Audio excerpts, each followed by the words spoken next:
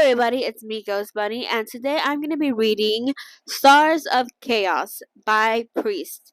This book is also known by the title Shapolang, just in case you know it by its Chinese name. That is the book which I'm going to be reading today. I've had it for a couple of days, but I hadn't gotten around to read it, and I thought this would be a good chance for me to, dust it off and give it a good read. I have heard amazing things of this book. Um, the author, like I said, is Priest. You guys probably know her by a lot of her work. There is two very famous adaptations of her work. One of them being Word of Honor, and the other one being the BL Unknown. Now, this work, just like how many of her works, is going to be a BL, so if you do not feel comfortable with BL Boys Love, then that's your little warning. But yes, I will be, reading. I do know she does like having some explicit scenes, so if there are any explicit scenes, I will, put a little warning just in case, because I know not everybody is comfortable with those type of scenes. But yes, before anything, I will give my warnings. I do like, saying these things straight up, straightforward. And that is that one, I have no affiliations with 17s or priests. Just know, this is not an official audiobook. This is just us girlies having a gay old time. And that's it. If you want to join me along reading, you absolutely can. It's actually welcomed and encouraged to follow along if you want to, of course. Número dos, I do not speak Chinese. I may mispronounce words, names, or places. That is not me trying to make fun of the Chinese language. I find it very beautiful. I just happen to not speak it. And with that being said, I do speak English, as you can hear me, but when it comes to reading, um, this I'm not saying this. This YouTube channel is basically me practicing my English because I am not a native English speaker. I'm a native Spanish speaker. So when I read, there might be certain things that I may mispronounce. I'm not doing that on purpose. I swear. I am trying really, really hard. Because, I want to get better at my English skills. Yeah. So if you guys have the physical book with you, I'm on the back of the book right now, so if you want, you could flip your book back to look at the back. You don't have to. I like reading the back of the book because it kind of gives you like a sneak peek of what the book is going to be about and stuff like that. So yeah, I'm gonna be reading the back side of the book.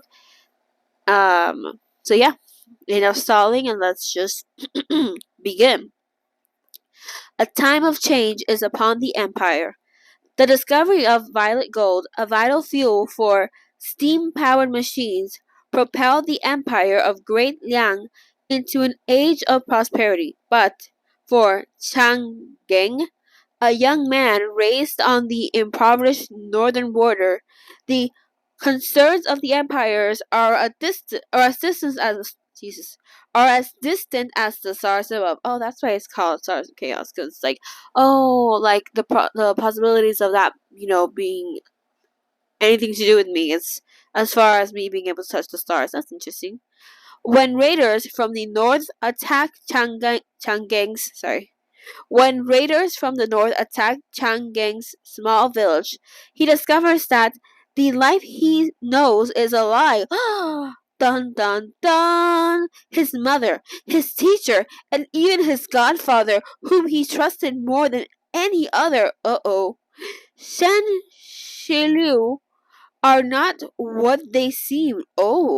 As enemy nations close in, Chang Gang follows his godfather, or at least who he thought his godfather is, to the heart of the imperial capital, where a greater fate lies in store for him. Ooh, so we already know we're gonna have steampunk. I already knew that because I've seen people talk about this book. But the betrayal, we're gonna get betrayal. Oh my god, they're not exactly what they seem. Okay, that's interesting. So I do know this book has politics and stuff like that. So if you're not comfortable with politics, I would say get off my channel. Just kidding. Yeah, but it will touch on politics that I know of. I know this book has I've heard before. You know what? I'm gonna read it and tell you. Or you know what? Let's read it together. So I'm back at the front of the book. I'm looking at the cover art. It's absolutely beautiful, absolutely gorgeous. The artist behind the cover art is okay. Okay, the illustration, I think this person illustrated everything because there's only one name here. It says illustrations by, I'm so sorry if I mispronounce your name. I'm not doing this on purpose, I swear. It's A Yornhate. Yornhate? Yornheat? I'm gonna put the name on screen. Thank you. Thank you for the amazing art. The inside the book there's gonna be a bigger illustration of the cover, so basically the full, like, yeah, I'm gonna take photos. So by the way, I do this a lot. If I'm reading a book, I like sharing with what I'm seeing to people. So if there's illustrations and stuff like that, I'm terrible at describing images, so I'd rather just show you the image. But yeah, the art is absolutely beautiful, amazing. I'm gonna leave this on screen a little bit longer. Now for the next one, there is a beautiful, beautiful image of our boys drinking tea, serving face and drinking tea. They look absolutely beautiful. Priest loves her drinking alcohol and tea scenes, so I'm expecting a lot more here of her. Also, I want to say I don't think I've said this. To like thank you to the translation teams. It's Lily and Louis, or Louise. Sorry. But thanks to both of them for translating this amazing book, and we're gonna be beginning. So let's go to the prologue. Yes, I do read the prologues. I know some people ignore the prologues, but I do not ignore the prologues. I am here for them. It says, from the swaying tips of duckweed, fierce winds arise. Interesting. That's a little note left on top of the page that says prologue. And let us begin with the prologue. Borderlands.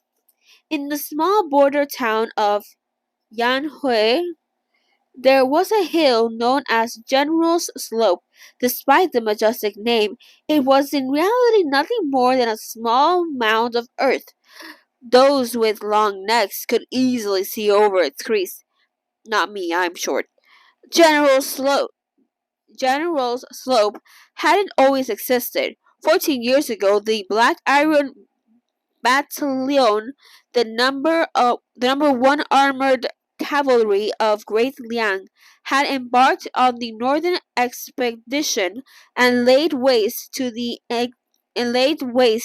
18 barbarian tribes.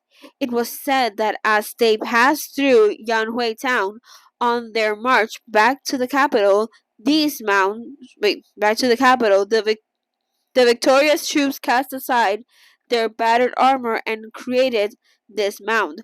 After many years of being swept by sand and dust and, well, battered by winds and rain, General Slope took form. General Slope was barren. No matter what seeds one sowed here, nothing would grow.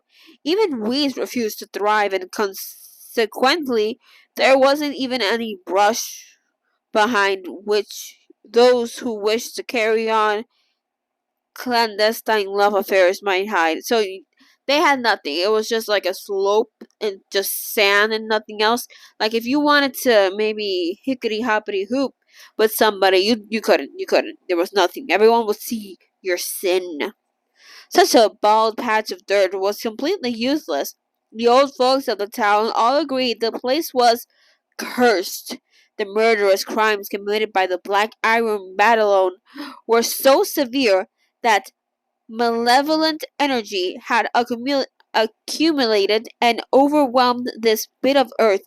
It's time some idle troublemakers cooked up a whole series of chilling ghost stories about the borderlands based on their woods. Thus, by and by, people, stopped going there. People were like, no, if you step that sand, you yourself may die. Maybe. I don't know. Rumors. The sky was already darkening, yet two 10-year-old kids had run out of the base of General Slope. One was tall and thin, while the other was short and round. Paired together, the two of them looked like a bowl of chopsticks hurtling along. Mean.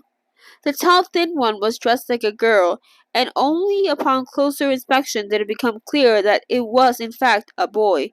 He was called Sao Nyangzi. when he was very young. A fortune teller declared that he had been destined to be born a girl. Since he had been reincarnated into the wrong body, there was a chance that heavens might recall his soul and recast him in a form that matched his destiny. Fearing he would die young, his family named him Lady and raised him as a girl. The short round one was the youngest son of a butcher. Ge. He was called Ge Pang Xiao, and living up to his name of a little porker, his skin was coated in a faint but rich scent of oil. The two of them craned their necks and peered over the general slope, recalling those hair-raising tales. Neither of them dared draw any closer. Ge Pang Xiao held a copper-plated field scoop up on his eye. Straightening his neck, he looked intently at General Slope. The sun's already set, but he still hasn't come down from the hill. My dagger is really, what's the word? Thumbing the books hard. Yeah, it's hitting the books hard. But enough nonsense, Xiao Nyangzi said. Hurry up and hand over the scoop. This sham of a girl played his role almost too well. It was just a pity that the way he played it left something to be desired. He was nothing like a well-bred young lady. Rather, he resembled nothing so much as, a coarse shrew with a distant fondness for pinching people with those chicken claws of his. Oh, a little note. Daga is a word meaning eldest brother. When added as a suffix, it becomes an affectionate address for older males. Interesting. Every time he extended his crooked fingers, Ge Pangxiao's flabby flesh would become aching, dully in anticipation of an attack. He hurried to obediently offer the field scoop to the other boy. But be careful with that, he warned. My dad'll beat me up into mince meat if we break it. The so-called field scoop was a small hollow cylinder made of copper. It was engraved with an image of 5 bats. It says here the little note. Wufu is an homonym for 5 blessings. The number 5 is associated with Wuxing, the 5 faces, and is considered auspicious. So, the so-called field scoop was a small hollow cylinder made of copper. It was engraved with an image of the 5 bats and fitted with a crystal clear disc of glass on the inside. Looking through this scoop, one could determine the sex of a rabbit from over 10 kilometers away. Ge Pangxiao, his field scoop was unusually fine make, having been left to him by his grandfather, a former military scout. Sao Nyangxi held it reverently in his hands for a long while before lifting it skywards to look up at the stars. It's so clear. Ge Pangxiao looked up as well and pointed. I know that one. That's the evening star. It's called Chang'eng, the same as my dad. Shen Xiangsheng, a little note here says, Xiangsheng is a suffix meaning teacher for people in certain professions. Ooh. So, the same as my dad, Xiangsheng, taught it to us before. Who are you calling your dogge? Sao Nyangxi's lip curled, as if he pays you any mind. You're always following him around, sucking up to him and insisting he's your dogge. Honestly, it's embarrassing. Hey, wait, isn't that him over there? Following Xiao Nyangxi's pointing finger, Ge Pangxiao saw the person he'd been waiting for. A youth with a sword in his hand and his head bowed with slowly. Let me read that again. A youth with a sword in his hand and his head bowed was slowly making his way down General Slope.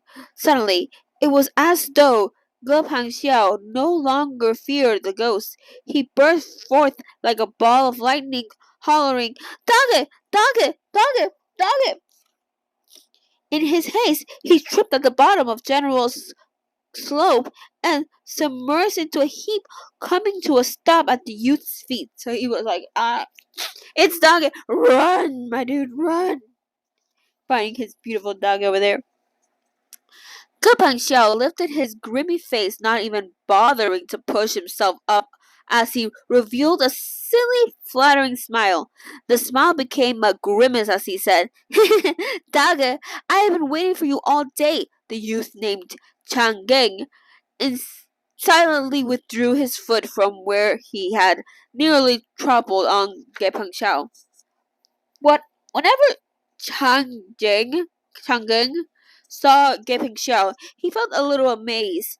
Butcher Ge, who had slaughtered so many thousands of pigs, must have been born with a pair of eagle eyes. How else to explain how the man had managed to avoid butchering his own son for so many years? But Chang Geng had a steady nature and was unfathomably courteous. He kept his thoughts to himself. He would never say something so unkind out loud. So even though he was like, "Dad, you killed so many pigs, but your son's a pig," like he was thinking that. Honestly, my dude, I don't think you're nice. I think you're just mean. Cause he's just a kid, and yeah, like he's chubby, but you don't have to keep calling him a pig, priest. I'm looking at you. In a manner quite becoming of an older brother, Chang Geng helped Gepeng Xiao to his feet. Why are you running? He asked, dusting the younger boy off. Be careful you don't fall and hurt yourself. Were you looking for me? Chang Geng goddammit. Chang Geng Daga! Your dad's coming back with the others tomorrow. We don't have class either, so why don't you go goose feet snatching together? We could beat the snot out of the little monkey Li and the rest of the gang. Chang Geng's father was Company Commander Shu, but the two shared no blood relation. At the age of 2 or maybe 3, Chang Geng had fallen his widowed mother, Xu Niang. Oh, here it says Niang is a word meaning mother or lady. So he followed his mom to the border to seek refuge with relatives, only for the pair to find themselves strained. Said relatives had moved away long ago. It just so happened that, Company Commander Xu, the commanding officer of the troop station Yanhui town, was a widower whose wife had died young and left him no children. He took a fancy to Xiunyang and soon took her as his second wife. Company Commander Xu was presently leading con- a contingent of soldiers beyond the border to collect the barbarians' annual, tribute.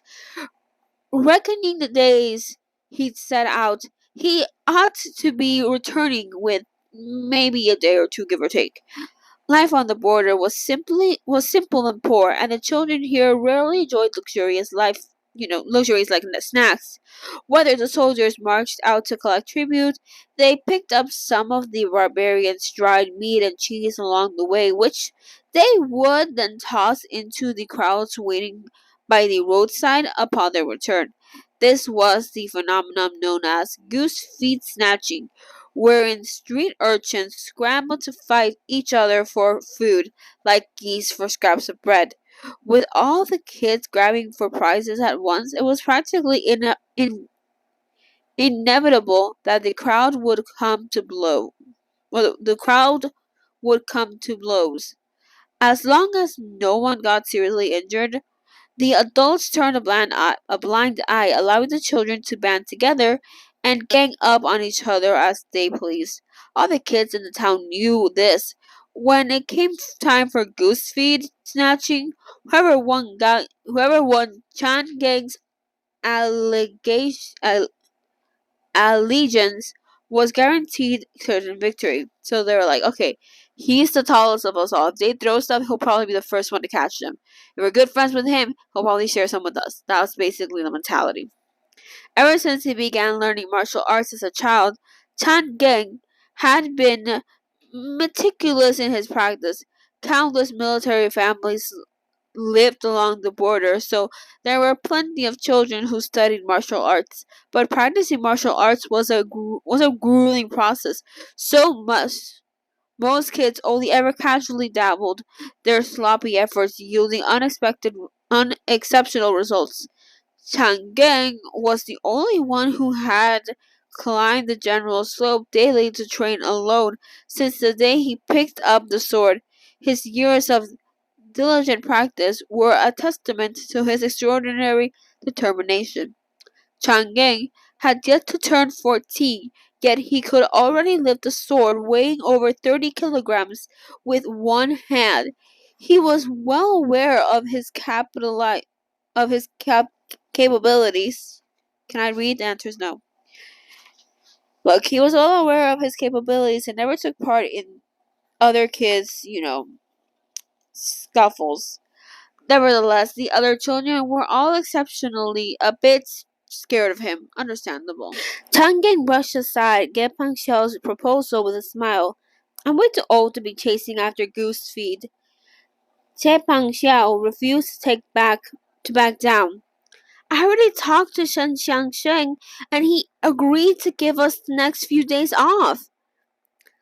Chang'e walked slowly with his hand behind his back, the heavy sword bumping against his leg with every stride.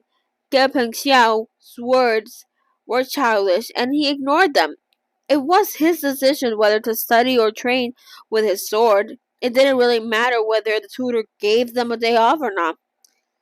Besides, continued Ge Pengxiao, Shen Xiangshen said he needs to change Uncle Shiliu's medication, and he might have to head out of town to purchase to purchase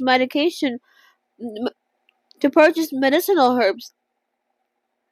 He won't be home anyways. Don't you get bored of trading all day? These words finally caught Chang'e's attention. He stopped walking and turned to Ge Pengxiao. Didn't Shi Liu just get back from Chanyang Pass? How did he get sick again?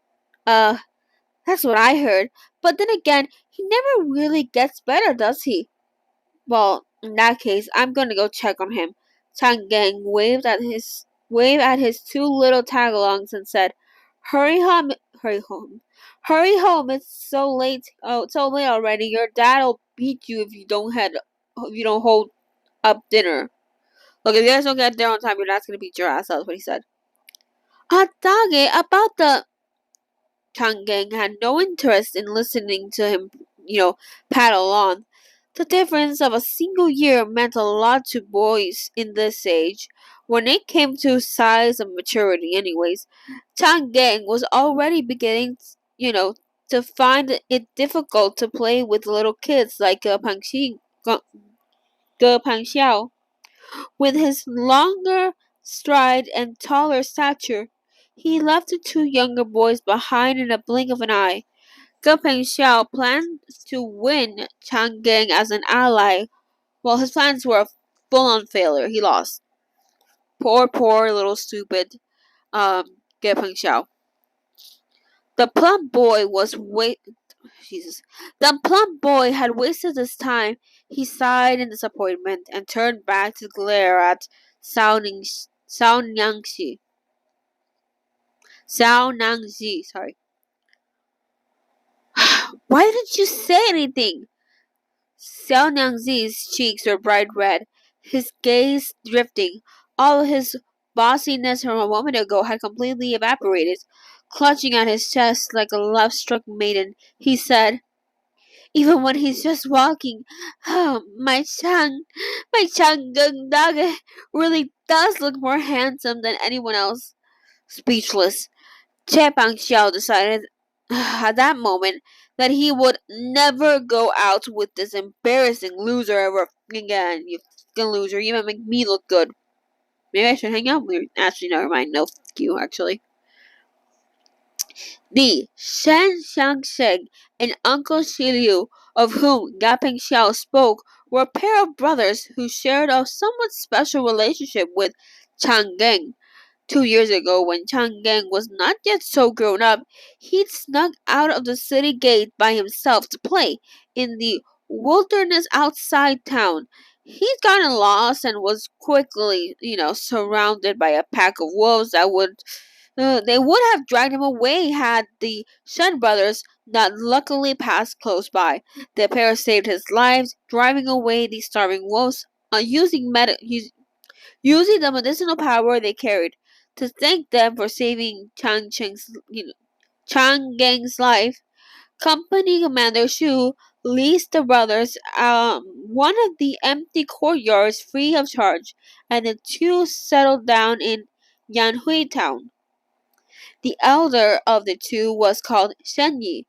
He was he was a failed scholar who had flunked the imperial examinations multiple times. Although still quite young, he had long given up his political aspirations and accepted his lot in life as he as you know a reclusive as a recluse in a backwater town. All the neighbors politely referred to him as Shen Xiangshen. In addition to being a recluse, Shen Xiangshen also worked as a doctor, scribe of letters and poetry, teacher, artificer, and beyond countless other occupations. He was the one-man team behind this operation. A jack of all trades, if you will.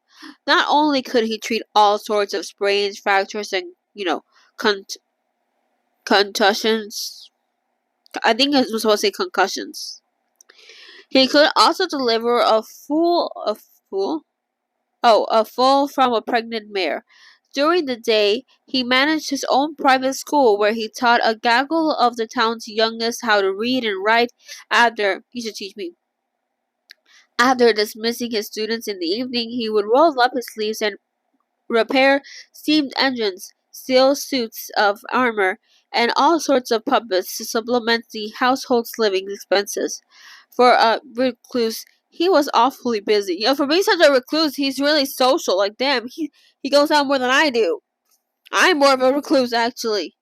On top of being both breadwinner and homemaker for his family of two, Shen Changsheng was also an excellent cook. He was tremendously capable, and as a consequence, his brother had nothing left to apply himself to except bringing the family's fortune to ruin. Shen Changshen's brother was called Shen Shilu. He had been sickly since birth, and fearing that he wouldn't live past childhood, his family never bothered to give him a proper name. Since he was born on the sixth day of the first month, they gave him the name Shiliu, 16. Shiliu spent his days neither studying nor working. He didn't even stand the oil bottles back up when they tipped over, and no one had ever witnessed him so much as lift a bucket of water. If he wasn't strolling carelessly about, then he was drinking wine. In short, he was deeply ignorant and totally incompetent, and there was almost nothing good there was almost nothing good about him. Damn, Priest, do you just hate this guy? He's a piece of shit, a fucking useless piece of crap. Like he's a stain on this earth. Like say less, please, priest. Please say less. The pity was no Wait, yeah. The pity was no matter how good looking he might be, it was all a waste. Shen Shilu had suffered a bout of Gray's illness as a child, and the fever left him permanently impaired. His weak eyes could only make out objects within half a meter with any clarity, so he was basically blind. At 10 steps away, he wouldn't be able to tell if a person was a man or a woman. He was also hard of hearing. Damn, same. I'm also hard of hearing and I'm also very face blind. Are we the same? Am I him? To speak with him, one couldn't avoid yelling, and every day when Chen Geng passed by the Shen's, front door, he could hear the gentle and refined Shen Xiangshen barking at Shi Liu like a mad dog. But, put it bluntly, Shen Shilu was a blind and deaf invalid. Well, was he actually deaf and blind? Because it says invalid. I'm confused, but let's continue. Given his handsome face, he should have by all rights been a pretty boy, favored by heaven itself. Unfortunately, in a border town, whether one was a demon or a god, everyone was one thing: poor. Same. Even if an even if a mortal Jesus Christ can even if an immortal heavenly beauty was to descend on Yahweh town, no one ever had the means to provide for them. In these border towns, there was a local custom by occasions when great debts of gratitude could not be repaid. To show their heartful thanks, a recipient of good deed would recognize their benefactor by calling them godparents. Those with children of grandchild. Can I read? No. Those with children or grandchildren would declare their progeny. I think their prodigy was the word, the godchild of their benefactor. Those without children would assume the responsibility of the filial duty themselves. Studying all those books must have added Shen Cheng Shen.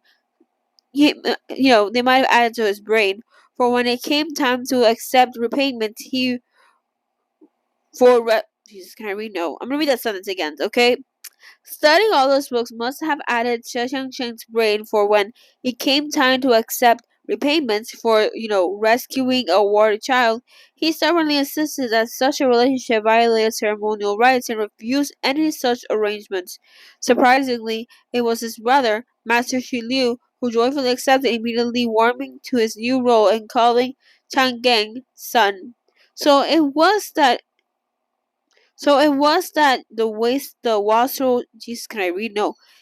So it was that the wastrel Shen Liu gained an enormously unfair advantage, even in the event that this lazy invalid fell into wretched poverty. Jesus, Chang Geng would be obligated to provide for his godparents' needs for the rest of his life and settle matters after his death. So basically, he knew that if he were to be Chang Geng's godfather, he would never have to work a day in his life, because he basically took a parent role without having to actually parent. You sneaky sneaky boy. He's like, oh yeah, no, I'm his godfather. So sorry. So basically, I have godfather rights. My microphone fell. That's what happened earlier. But yes, he's like, I have grandfather rights. I'm godfather, not grandfather. I have godparent rights. Cha-chow. Striding to, striding through the courtyards of his home with easy familiarity, Chang Geng took a turn just beyond the corner gates and promptly arrived at Shen Xiangshen's residence. The Shen family was made up of two bachelors. They didn't even keep a female hen. Wow. So there was no need for any particular property. Huh? Chang Gang came and went as he pleased without even bothering. So basically, he didn't have to be formal. He just got, because there was only guys. Like, they didn't even have girl chickens. They only had cock. That sounded funnier in my head. So stupid. Stepping across the threshold, he was at once assaulted by the strong scent of medicine, coupled with the gossamer thin sound of the round-bodied shun. Little note says here that means a glower vessel flute, somewhat similar to an ocarina. Oh, so it's kind of like an ocarina. So he was greeted with the sound of the round-bodied shun. Shen Xiang Shen stood in the courtyard, decoding medical herbs with a scowl on his face. A scholarly young man, he was dressed in a long robe faded and frayed with age. He wasn't old, but he had a particular frown, and was enveloped by an air of impoverished mundad, mundanity. As for the sound of the flute, it came from inside the house. A lamp cast the slender shadow of its player dimly. Jeez, can I read? No. As for the sound of the flute, it came from inside the house. A lamp cast the slender shadow of its player dimly upon the window's paper screen. The Shun player's skill left much to be desired. Tang Gang couldn't even make out the tune. It was terrible. And every now and then, a handful of notes were unceremoniously dropped from existence. Though barely audible, the entire piece filled the small courtyard with a peculiar air of desolation and weariness. It was a bit of a stretch to call this music.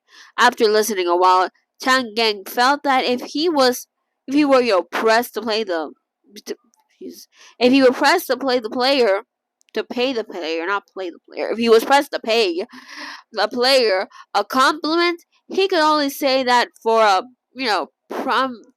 Jesus.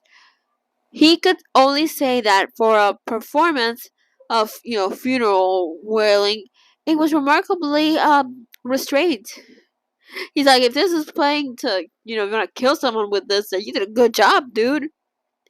At the sound of approaching footsteps, Shen Yi turned to smile at Chang Gang, then yelled into the house, "Hey, Grandpa, please have some mercy on the rest of us. Are you trying to make us pee our pants?" A traditional Chinese method of potty training uses whistles to train children to pee on command in a conditioned response. Oh, I don't have kids, but if I do, maybe I should train them to. No, wait. Because then if someone whistles outside of my house, they might.